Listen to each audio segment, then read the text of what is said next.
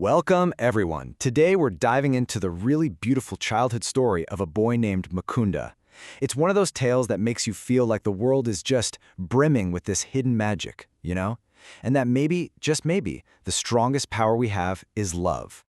I mean, think about it. Have you ever just felt that? Like there's something more, some secret magic hiding just out of sight? Well, we're about to jump into a world where that feeling is totally real, all seen through the eyes of a little boy who believed in it with his whole heart. So, our story starts in India, in this bustling home with a little boy, Mukunda, and his 7 brothers and sisters. Imagine that! And the way it's described is just perfect.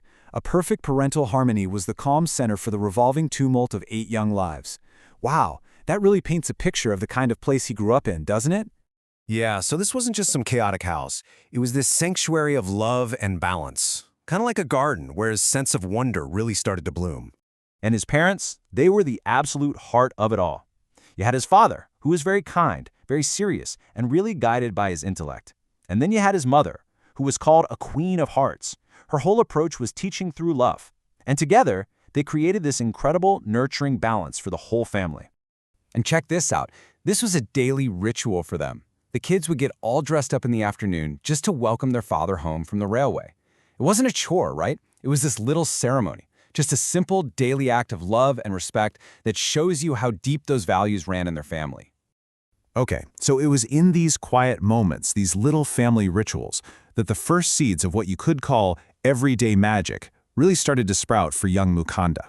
So every single day, Mukunda and his mother had this beautiful ritual. They'd meditate together before the family altar. They'd offer flowers dipped in this amazing-smelling sandalwood paste, honoring a picture of the great master, Lahiri Mahasaya. And that photograph, well, that picture is at the center of everything. It's about to hold this deep, mysterious power over his life. You see, for Mukunda, that photograph had this surpassing influence. It wasn't just an image in a frame. When he would meditate, it felt like the master in the picture was right there, like a living, breathing, enlightening presence he could turn to for guidance anytime.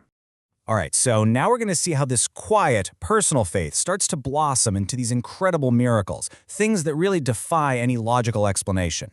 So when he's just 8 years old, Mukunda gets hit with Asiatic cholera, a really deadly sickness. It was so bad, the doctors had basically given up. There was nothing more they could do. But his mother, she wasn't ready to give up.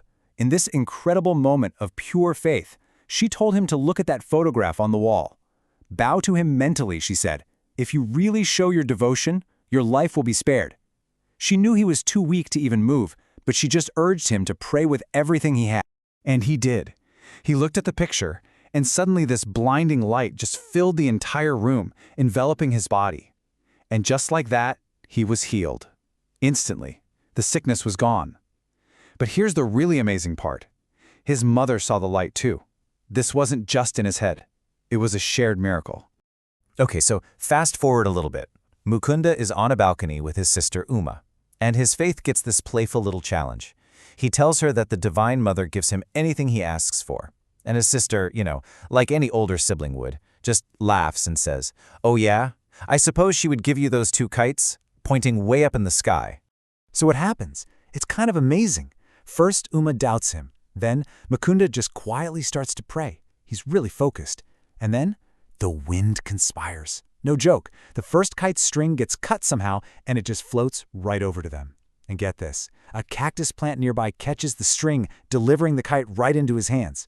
He gives it to Uma, and she's like, "That was just a lucky accident." So he prays again. And what do you know?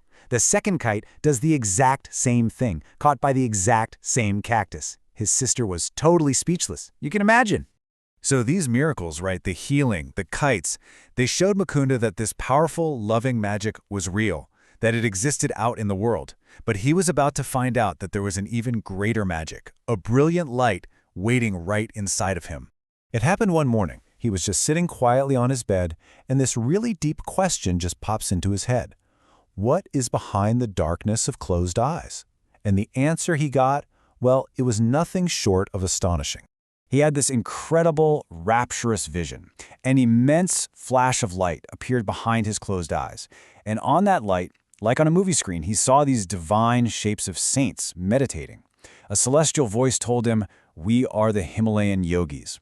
And then, as the vision faded, another voice, one that sounded like murmuring clouds, whispered one final message, "I am light."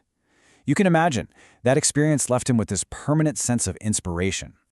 So what's the big takeaway from all these magical childhood memories, right? What did Mukunda actually learn from the healing light, the dancing kites, and this mysterious voice that spoke from within? Well, you learned something that sages and prophets have been saying for thousands of years, that our true self isn't just our physical body. We have this incorporeal nature. We're a spirit, a light, this persistent spiritual core that's just temporarily connected to our physical senses.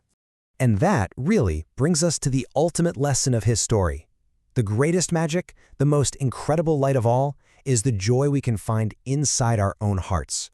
A joy that's described as eternal and ever new. It's a feeling that, once you find it, never really fades away. Which kind of leaves us with a question to think about, doesn't it? What hidden magic, what ever new joy is waiting for you to discover?